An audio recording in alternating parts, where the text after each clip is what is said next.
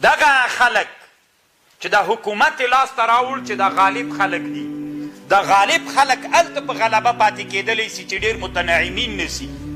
که چېرته دغه غالب خلک متنعمین سول، که دوی ته ښځو خوند ورکړه، که دوی ته چوکیو خوند ورکړه، که دوی ته موټرو خوند ورکړه چې هغه نن داسې موټر اخیستی ته یې داسې واخله، که دغه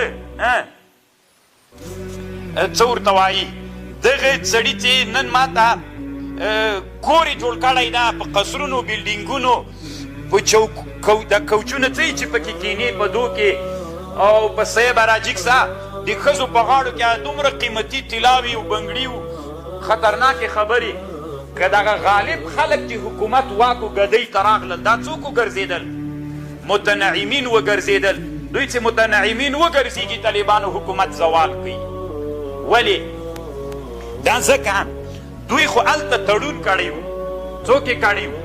تړون یې دا کړی و چې موږ به له افغانستان نه څوک باسو او دلته به څوک راولو او موږ به دا کوو او موږ به دا کوو او موږ به دا کوو. د بدوي په ټولنه کې د هغه چې تقاضا دا وله چې انسان څوک وي، دین ته ډېر تابع وي. د حضارې د ژوند تقاضا څوک وه چې هلته باید سړی د بدوي په ژوند کې څوک وي. تړون یې کړی و. نو خو دوی چې راټول ول، دا ټول یو منظم ځواک چې راټول و، په چا راټول سوی و؟ هغه تړون په مادو باندې. کله چې دلته واک ته راورسېد، دی چې څوک سو؟ متنعم سو. مثلا په تړون کې یوه دا وه، موږ به د یتیمانو پوښتنه کوو، موږ به دویم و دریم واده پسې نه کیږو، موږ به د مسلمانانو خدمت کوو، موږ به رشوت نه خورو، موږ به د کورونو په غم باندې نه کیږو، موږ به زمن په ادارو کې ځانونو سره نه مقررو، د یتیمانو زمن به د ځان سکرتران ګرځو. دا مادې ولې پکې؟ صحیح ده؟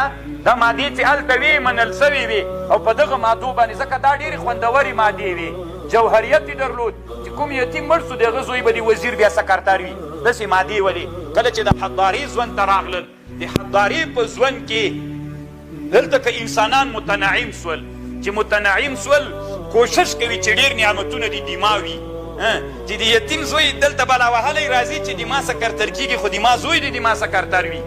چې یتیم دما موټروان کېږي، ولې دما د اوښې زوی دما نه موټروان کېږي. خبره ده که نه؟ نو دلته طالبانو ورځ تر بلې نه، ځکه تنعم ته خبره لاړله چې هلته خبره دا ولې چې ودونه به که ضرورت وکوو به یې که نه، ودونه به ډېر نه کوو.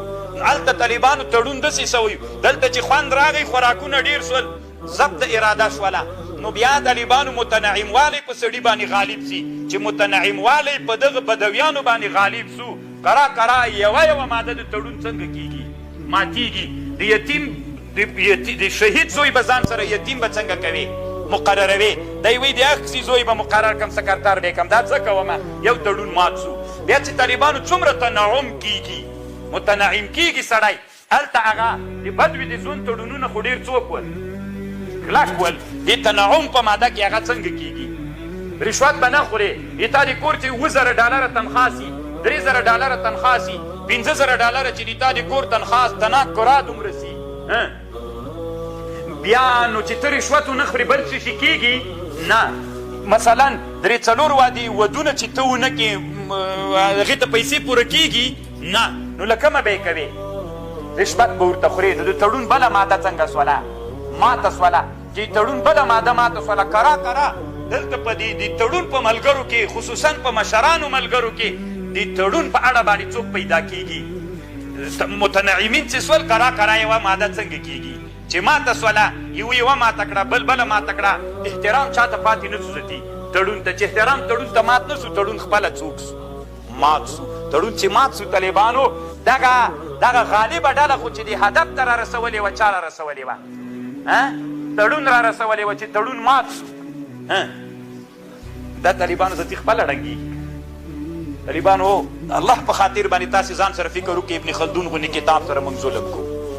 حکومت د بقا دپاره موږ باید ځانونه ډاکټران جوړ کړو. څنګه وکړلی شو چې نظام وساتو؟ اسلامي نظام مو په ستړې راوستلی ده. اسلامي نظام تی ساتل کېږي، د چا د وجې نه ساتل کېږي؟ د تړون د وجې نه.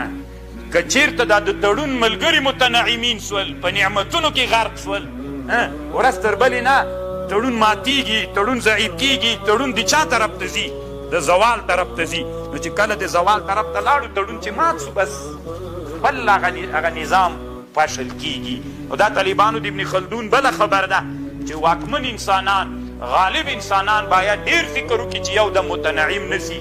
د متنعم والی طالبانو نیول کېدلی شي چې دغه تړون مشران دې ته ډېره جدي توجه وکړي چې یوه مادام څوک درنه ماته نه کړي چې تر ماته یې کړله جدي چلند ورسره وکړلی شي چې ورسره اوس او که ارخا د عنان وشوله بیا طالبانو انسانان داسې حالت ته رسېږي که نه چې ته به ورته حیرانه شي.